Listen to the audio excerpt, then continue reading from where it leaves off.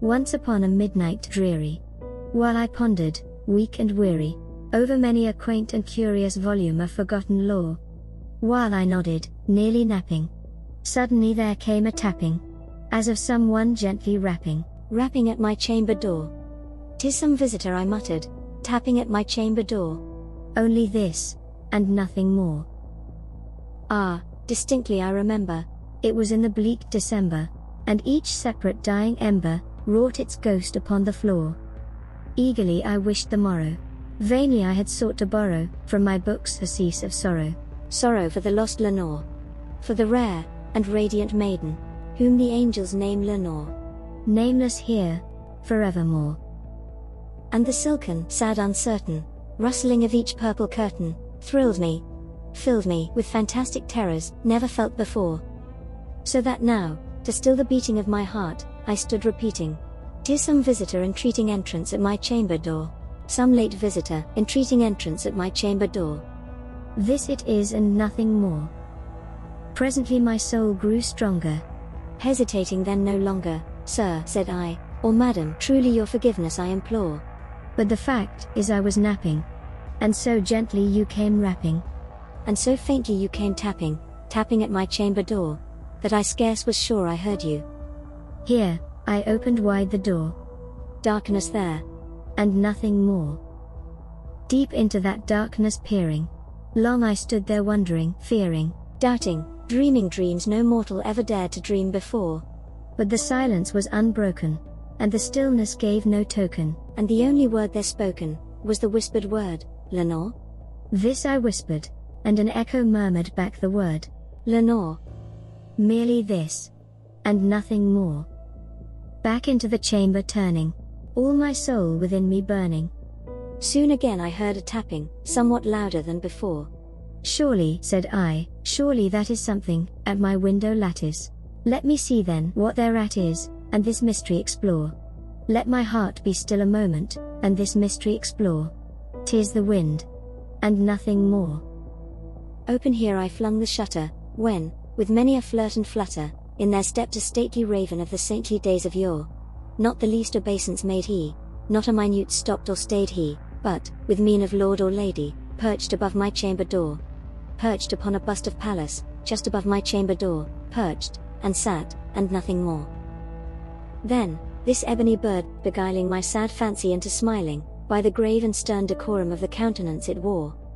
"Though thy crest be shorn and shaven, thou," I said, "art sure no craven.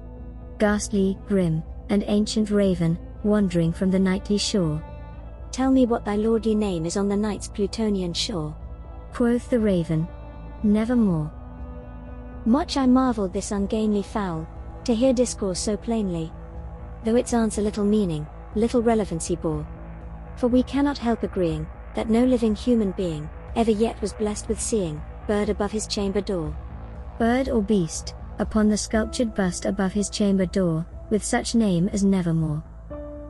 But the raven, sitting lonely on the placid bust, spoke only that one word, as if his soul in that one word he did outpour. Nothing farther then he uttered, not a feather then he fluttered, till I scarcely more than muttered, "Other friends have flown before. On the morrow he will leave me, as my hopes have flown before." Then the bird said, "Nevermore." Startled at the stillness broken, by reply so aptly spoken. "Doubtless," said I, "what it utters is its only stock and store, caught from some unhappy master, whom unmerciful disaster followed fast, and followed faster, till his songs one burden bore. Till the dirges of his hope, that melancholy burden bore, of nevermore." But the raven, still beguiling all my fancy into smiling, straight I wheeled a cushioned seat in front of bird, and bust, and door. Then, upon the velvet sinking, I betook myself to linking fancy unto fancy. Thinking what this ominous bird of yore, what this grim, ungainly, ghastly, gaunt, and ominous bird of yore, meant in croaking, "Nevermore." This I sat engaged in guessing, but no syllable expressing to the fowl, whose fiery eyes now burned into my bosom's core. This and more I sat divining, with my head at ease reclining on the cushion's velvet lining that the lamplight gloated o'er. But whose velvet violet lining with the lamplight gloating o'er, she shall press, nevermore. Then, methought, the air grew denser, perfumed from an unseen censer swung by seraphim whose footfalls tinkled on the tufted floor. Wretch, I cried, thy God hath lent thee, by these angels he hath sent thee respite, respite and nepenthe from thy memories of Lenore. Quaff, oh quaff this kind nepenthe and forget this lost Lenore. Quoth the raven, Nevermore. Prophet, said I, thing of evil, prophet still, if bird or devil, whether tempter sent, or whether tempest tossed thee here ashore, desolate yet all undaunted, on this desert land enchanted, on this home by horror haunted, tell me truly, I implore, is there balm in Gilead? Tell me, I implore. Quoth the raven, Nevermore. Prophet, said I, thing of evil, prophet still if bird or devil. By that heaven that bends above us, by that God we both adore, tell this soul with sorrow laden, if within the distant Aidenn, it shall clasp a sainted maiden whom the angels name Lenore. Clasp a rare and radiant maiden whom the angels name Lenore. Quoth the raven, Nevermore.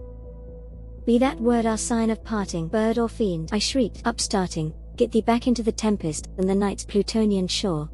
Leave no black plume as a token of that lie thy soul hath spoken. Leave my loneliness unbroken. Quit the bust above my door. Take thy beak from out my heart, and take thy form from off my door. Quoth the raven, Nevermore. And the raven, never flitting, still is sitting on the pallid bust of Pallas, just above my chamber door. And his eyes have all the seeming of a demon's that is dreaming, and the lamp light o'er him streaming throws his shadow on the floor. And my soul from out that shadow that lies floating on the floor, shall be lifted nevermore.